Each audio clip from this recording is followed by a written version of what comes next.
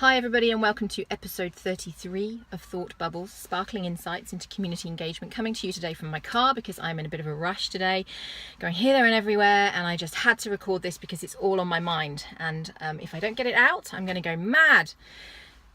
Trust is what I want to talk to you about today, as well as a bit of a harsh talking to you, the community, us, the community. So starting with trust, it's at an all-time low in society in general. To set the scene, it's January 2017, in case you're watching this in the future.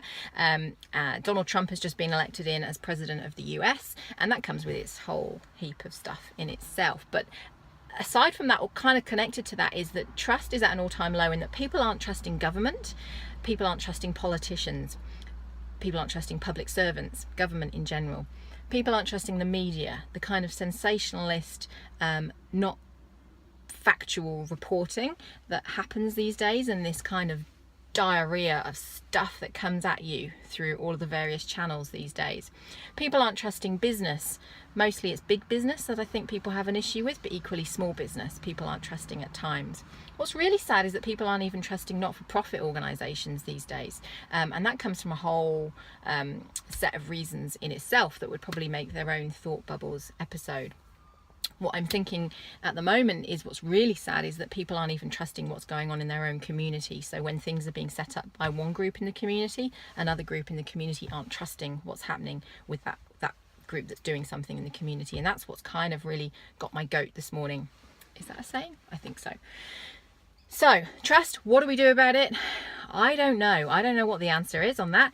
I'm really hoping and praying that there's going to be some kind of groundswell from the bottom up, that we all just start being nice to each other and start trying to work together somehow. But I don't quite know how that's going to happen if we're not even able to trust each other.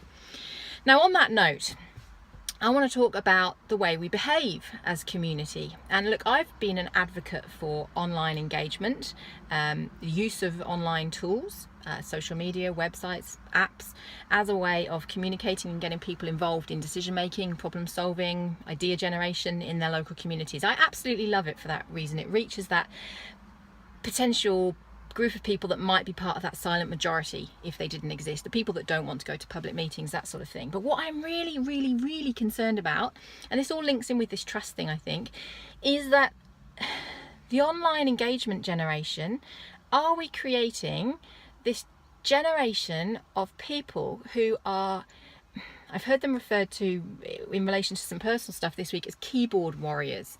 People who are very happy to sit and type angrily at their keyboard, that otherwise perhaps wouldn't be involved.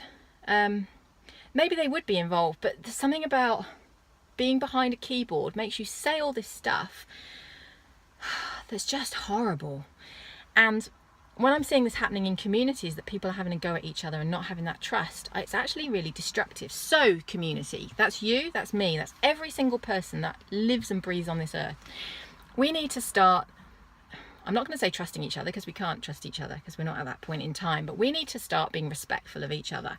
And when we're in this online space, or any space in fact, when we see something that we don't like, we don't just go, oh, I don't like it, I don't like what's happening there, I don't like that, I don't like that, I don't want that to happen, I don't want that in my backyard. That's the NIMBY thing, not in my backyard.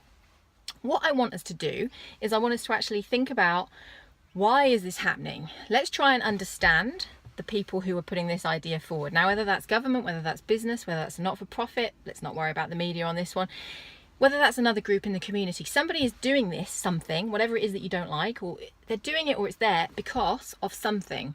So try and take a bit of an educated approach to it in doing your research and finding out what the values are of those people or that group or whoever it is that are doing something. I hope I'm making sense.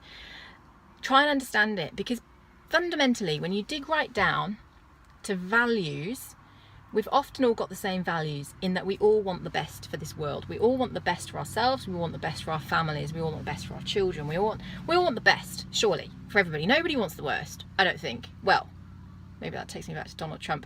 Let's not go there.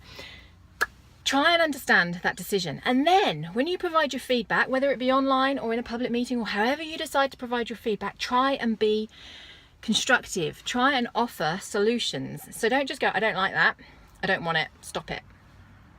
I say, I don't like this because X, X and X, but I understand that you're coming at it because of X, X and X. How about this? Or how about that? Or have you considered this? As opposed to just going, I'm ranting, aren't I? I hope you're getting the idea here that we need to start being a bit more respectful and a bit more courteous in the online engagement space as well as the face-to-face space, because it is not useful for anybody for us to just go complaining and whinging. And so for that very reason, my motto of the day, you know the song Shut Up and Dance With Me? It's shut up and get involved, because don't just complain and whinge, do something about it. Get active in your community. If something really bothers you that much, contact the people that it's bothering, that is creating that bother for you. Contact your local MP, go to council meetings if it's connected to council things. Get off your armchair and from behind your keyboard and go and do something, please, and be constructive. If not, shut up. See you next time.